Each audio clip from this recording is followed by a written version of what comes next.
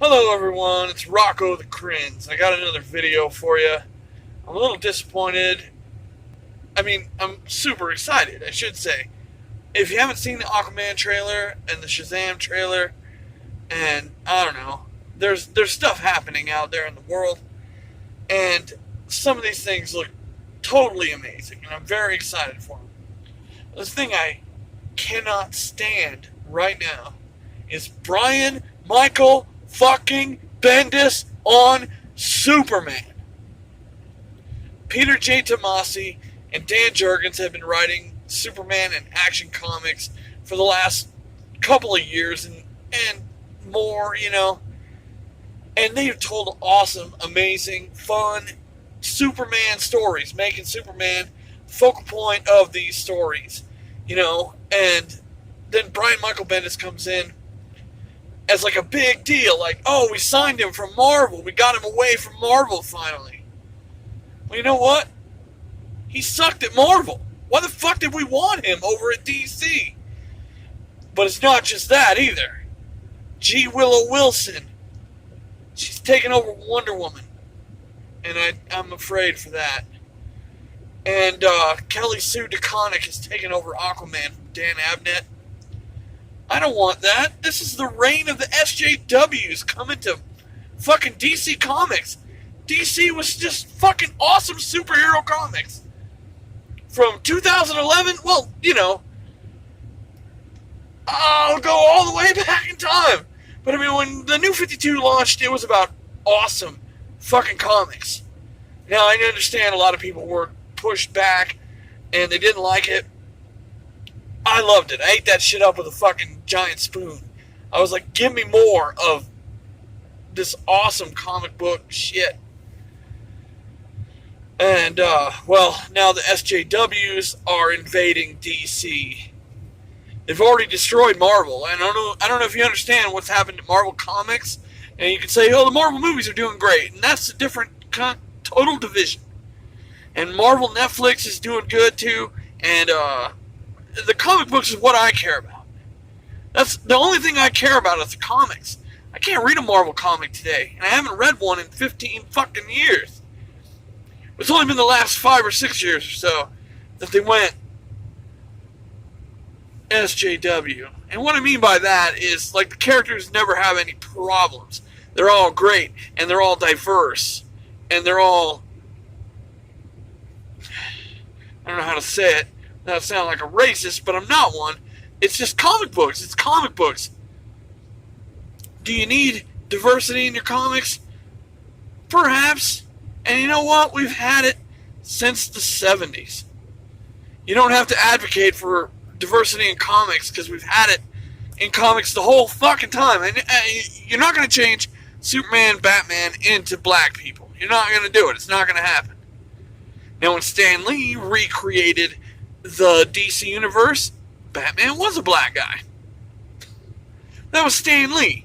Marvel Comics bigwig. He just came over to DC, did a bunch of one-shots. That was 10 or more years ago. None of them were very good because, he's an old man. He couldn't write for current sensibilities. And I only mean that, not about the diversity and all that stuff, but like a modern comic book reader grabs a comic and just reads it, and it goes by 5 or 6 minutes, and unless it's incredibly wordy. But even some of those are it's exposition in a movie. Like you go to a movie and you're like, man, why is this scene taking so long? I already get it, but it's they do that for all the people in the audience that don't get it. Anyways, let me move forward. Yeah, Brian Michael Bendis fucking sucks. I can't say it enough. I fucking hate his writing. I'm sure I've gone over this in another video, but I'll go over it again.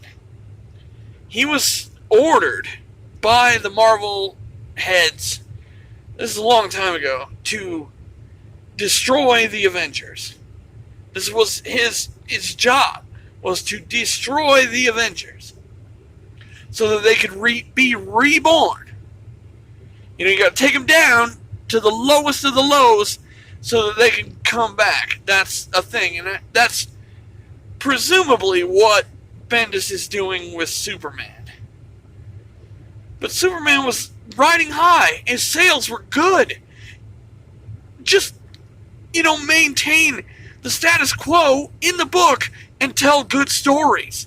That's what Peter J. Tomasi and Dan Jurgens were doing. But now this Brian Michael Bendis comes in. I got to take him down. I got to crush him. I got to cuck him out in front of his... Well, his wife took off with his grandfather, and his kid did too. Take off into outer space. What the... Yeah. And Supercuck just stood there and took it. Not like Superman, like he had been. I'm upset about this. Anyways, I'll look you straight in the eye and tell you, Brian Michael Bendis has to get the fuck out of DC Comics. He's got to get out the fuck of DC Comics before he ruins it all. And his story fucking sucks. I mean, Rogulzar comes from outer space, says, I hate Kryptonians. They destroyed my universe. They destroyed my universe, so now I want to destroy all of them. And he's the one, according to Brian Michael Bendis, Rogulzar destroyed Krypton. It wasn't Kryptonians, like we thought all along. Kryptonian stupidity and their reliance on their science, knowing they knew best and ended up killing themselves, which I think is a great allegory for, how hubris brings you down. It's a really good one. But now it's some alien that came to their planet and killed everybody and blew up the planet. And, I mean, where does the folly of man come into that? That's just some asshole. Ugh, it's stupid as fuck.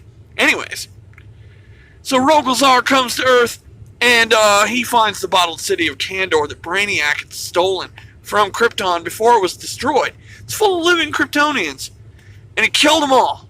And you know what Superman did? Not a fucking thing!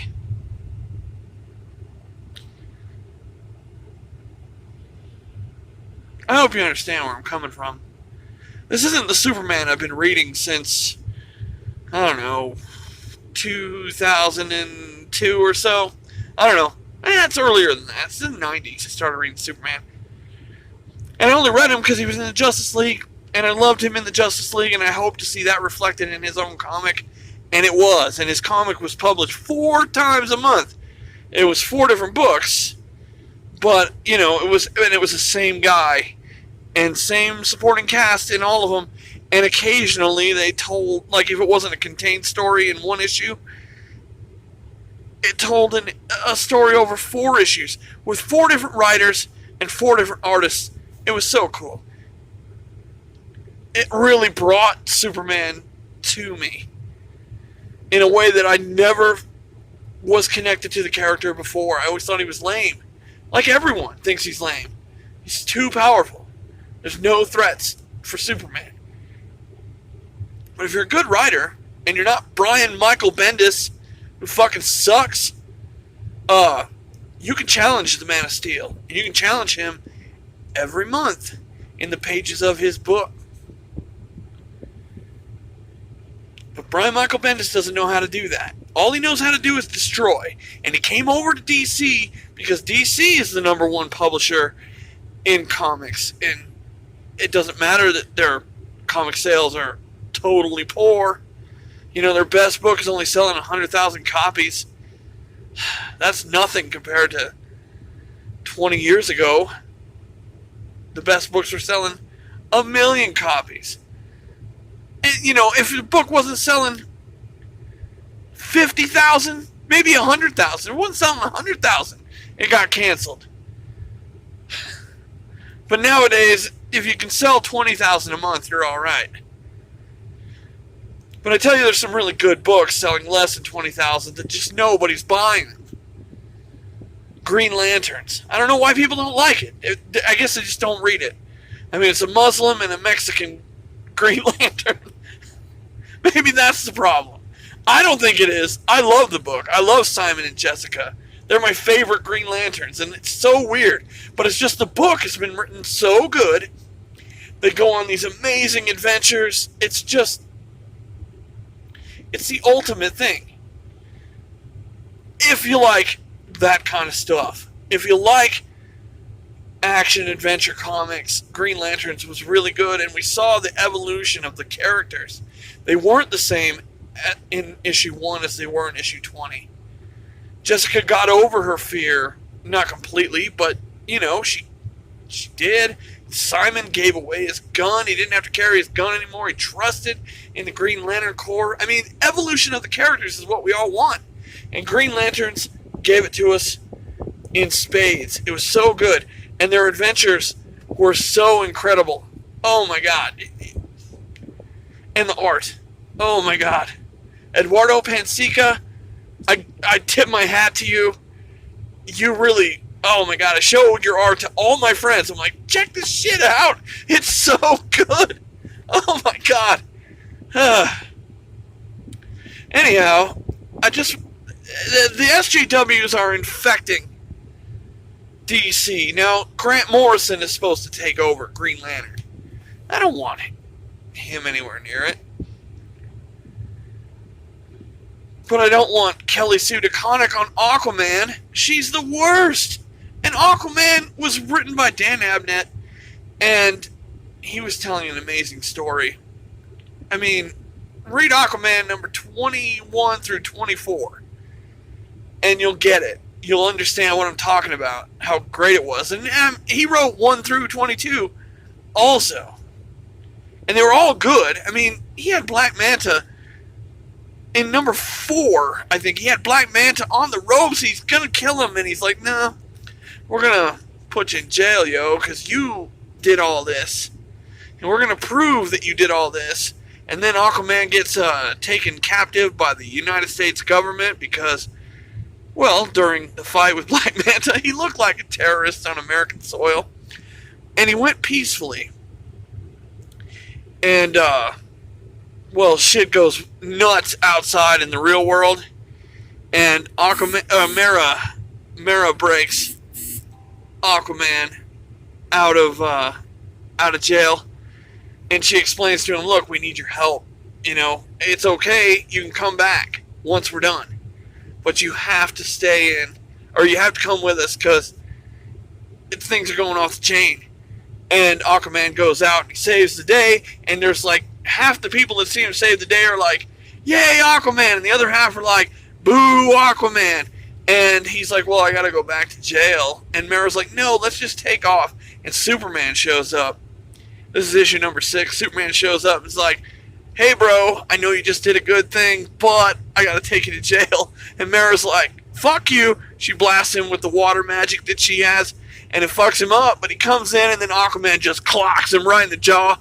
It's so rad. This is superhero comics 101. If you want to write good superhero comics, you put them in realistic situations. You have to have good guys and bad guys. Yeah. And you gotta have good storytelling. And Dan Abnett had that. And he had it in spades.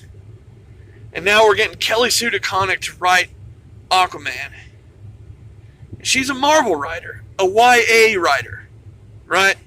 She came over to Marvel and wrecked everything over there, so they kicked her out. Now Brian Michael Bendis is over here bringing all his friends over.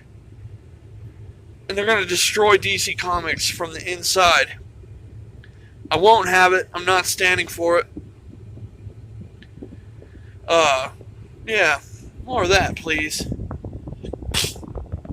Anyhow. This is Rocco the Crins. I'm signing off.